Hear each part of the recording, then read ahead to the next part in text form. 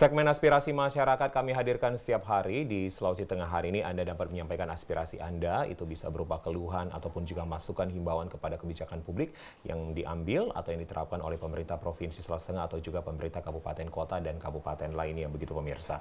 Dan kami akan mengupdate terlebih dahulu, Anita, kasus COVID-19 yang ada di Palu atau di Sulawesi Tengah maksud kami. Betul. Ya. Kita ke layar di sebelah kiri terlebih dahulu. Di Sulawesi Tengah terkonfirmasi 821 orang ya terkonfirmasi positif. Kemudian untuk sembuh 590 orang dan meninggal di angka 33 orang. Kami juga akan menampilkan di layar televisi Anda, pemirsa, situasi COVID-19 hari ini ya dari Dinas Kesehatan Provinsi Sulawesi Tengah. Ya, silakan ditampilkan. Hari ini kita mendapatkan penambahan yaitu 4 kasus baru, bisa dilihat pemirsa. Untuk 4 kasus baru itu ada di Poso 1 kasus, Toli-Toli 1 kasus, dan Kota Palu 2 kasus ya? Sehingga totalnya 4, cukup rendah ya untuk hari ini ya, dan semoga ini bisa bertahan terus sampai melandai begitu nanti. Baik, dan kita akan perlihatkan dulu zona COVID-19 Provinsi Sulawesi Tengah atau zona. Ya, kita ke zona dulu. Kita ke zona dulu ya. Oke, kita ke zona dulu. Untuk zona merah kita lihat ini Kabupaten Sigi, Banggai, dan juga Morowali. Oke, untuk Donggala sudah berubah menjadi orange ya? Palu pun demikian. Buol. Ya, namun sepertinya Palu ini tetap merah, begitu ya, karena setiap hari ada kasus. Kemudian Morowali Utara kuning, Tojo Una-Una kuning, kemudian Banggai Kepulauan ini juga orange ya. Betul Banggai yang zona merah, kemudian Sigi juga zona merah. Silakan ke layar hijau. Kita ke layar hijau, oke. Nah, ini ada 821 konfirmasi yang sudah disampaikan oleh Anita tadi, begitu pemirsa. Dan breakdown-nya per kabupaten ada 10 yang sementara dirawat di Toli-Toli, 37 di Banggai, 3 di Bangkep atau Banggai Kepulauan, 3 di Banggai Laut, 1 Buol, 1 Tojo Una-Una, 5 di Kabupaten Donggala yang melakukan perawatan. Oke, dan ada 14 di Kabupaten Morowali, 7 di Morowali Utara, 9 di Parigi Motong, 3 di Poso, 23 Sigi, kemudian 82 Palu, 590 sembuh, 33 meninggal, dan masih ada proses lab 320 sampel ya. Yang menjadi transmisi lokal Kabupaten Kota sekarang adalah Palu, Buol, Poso, Banggai, Donggala, dan juga Kabupaten Sigi. Kami terus mengimbau pada Anda pemirsa untuk patuh kepada protokol kesehatan, ingat pesan Ibu yaitu menggunakan masker, kemudian menjaga jarak, physical distancing, dan sering-sering mencuci tangan menggunakan sabun ataupun juga hand sanitizer ya. Baik, kita buka line telepon di 0451452414 untuk Anda yang ingin bergabung bersama kami dalam segmen aspirasi masyarakat ini. Anda juga bisa memberikan informasi yang penting dan patut untuk diketahui masyarakat luas, khususnya di Sulawesi Tengah. Betul, sama seperti tadi ada informasi mungkin yang barusan yaitu di Jalan Ahmad Yani ya, mengalami kerusakan karena air selokan begitu naik ke permukaan meluap, sehingga kemudian tadi terjadi kemacetan. Jadi Anda yang ingin bepergian atau melintasi daerah Ahmad Yani, Jalan Ahmad Yani harus mungkin menghindari jalur tersebut ya. Betul, karena di sana padat dan kurang lebih menunggu beberapa menit begitu ya. Baik. Dan Anita dan juga pemirsa, besok hari ini kami informasikan kepada Anda bahwa akan kami tayangkan special event atau special program yaitu debat putaran pertama untuk Pilkada pemilihan wali kota dan juga wakil wali kota Palu tahun 2020 yang akan dilangsungkan di salah satu hotel, dan TVRI Sulawesi Tengah dipercayakan akan menyiarkannya secara langsung pada pukul 3:30 hingga pukul 6 sore nanti dengan tema yaitu pelayanan publik dan juga kesejahteraan ya untuk jangan masyarakat. Lupa untuk tetap menyaksikan TVRI besok begitu ya. Kita terima dulu penelpon yang masuk. Sepertinya sudah ada yang masuk. Halo. Selamat sore. Selamat sore. Iya. Baik. Dengan Bapak siapa di mana, Bapak? Romi di Mantikolore. Baik, Pak Romi. Melihat keadaan Palu dan Sulawesi Tengah dalam kondisi saat ini, kelihatannya bahwa COVID-19 ini bukan tanggung jawab pemerintah saja, tapi tanggung jawab masyarakat pada umumnya. Nah, cuma saya mau himbau, saya melihat bahwa di kantor-kantor pemerintah itu Pak sangat rendah pelaksanaan untuk cuci tangan, pakai masker.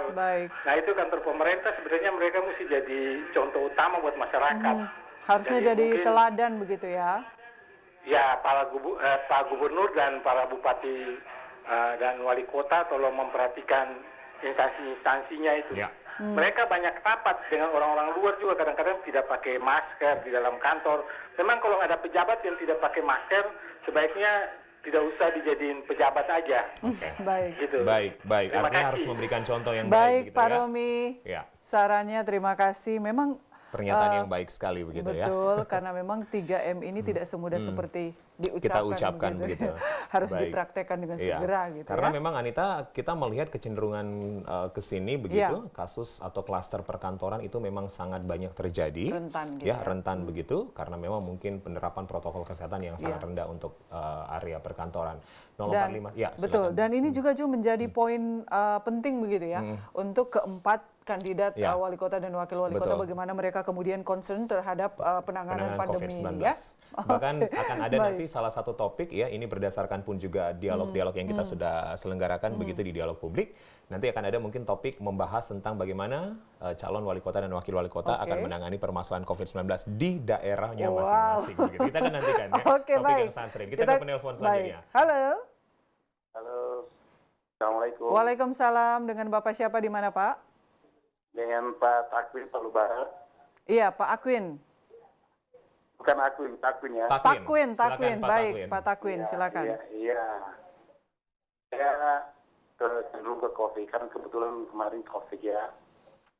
Cuman saya kepingin tahu, itu hasil pemeriksaan kalau di rumah sakit diperlihatkan atau cuma penyampaian dari dokter ke pasien. Oke. Baik. Nah, itu yang pertama ya. Terus yang kedua, keluarga tidak dicari dari petugas COVID. Seharusnya kan dicari alamatnya di mana, suaminya di mana misalnya, atau istrinya di mana. Tidak pernah dikunjungi. Saya minta tolong itu supaya disampaikan. Terus kedua, saya tidak, apakah itu dirawat di ICU 15 juta, dirawat di mana berapa, kita tidak mengerti uang apa itu. Itu aja. Baik. Terima kasih banyak. Baik, kasih Pak banyak. Takwin. Pak Takwin, ya. Jadi memang bukan domain kita kemudian untuk menjawab apa yang menjadi temuan Pak Takwin ini, tapi nanti kita mungkin akan melakukan follow up begitu ya, tindak lanjut ke Dinas Kesehatan. Ada 3 poin tadi yang kita catat. Yang pertama, apakah penyampaiannya ini berupa surat begitu, seperti langsung ya diperlihatkan, pasien, gitu ya. atau yang kemudian kedua, kenapa kemudian tidak menghubungi keluarga, Kemudian ya, alamatnya begitu. Dan yang ketiga adalah dengan sejumlah nominal uang, ya, ada 15 juta tadi disebut dan beberapa nominal lainnya itu dimintakan atau bagaimana begitu, kita tidak jelas begitu bersama Pak Takwin tadi. Namun memang domain dari dinas terkait mungkin ya, nanti kita akan follow up apa yang akan menjadi jawaban dari aspirasi Pak Takwin. Terima kasih Pak Takwin. Baik, di belakang Pak Takwin ya, ya. Pak Takwin yang di Palu Barat kami terima telepon Anda, partisipasi Anda di 0451452414. Sekali lagi Anda bisa bergabung, sudah tertera di layar televisi Anda. Ini kita kembali lagi ke debat kan. Debat besok ya. Ini akan menjadi penantian warga Palu begitu ya. Oke, kita ke Pak Idil dulu. Pak Idil di Labuan. Selamat sore Pak Idil. Selamat sore. Assalamualaikum. Waalaikumsalam. Pak Idil silahkan. Silakan Pak Idil. Tentang masalah COVID ini. Baik. Nah, kebetulan barusan kita bahas tadi bahwa sudah ada perubahan di Donggala dan kota. Nah, jadi yang kami harapkan dari masyarakat, kalau bisa tetap kita masih perketat, jangan sampai kita seperti Sigi, zona merah lagi. Iya. Baik. Ya. Baik. Iya. Dan yang kedua, masalah pesta. Jadi ini pesta ini sudah di wilayah Donggala sudah ada acara-acara resepsi kalau Baik. bisa. Sudah mulai sering begitu ya Pak ya? Iya Pak. Baik. Sudah mulai sering, kalau bisa diperketat lagi protokol. Baik.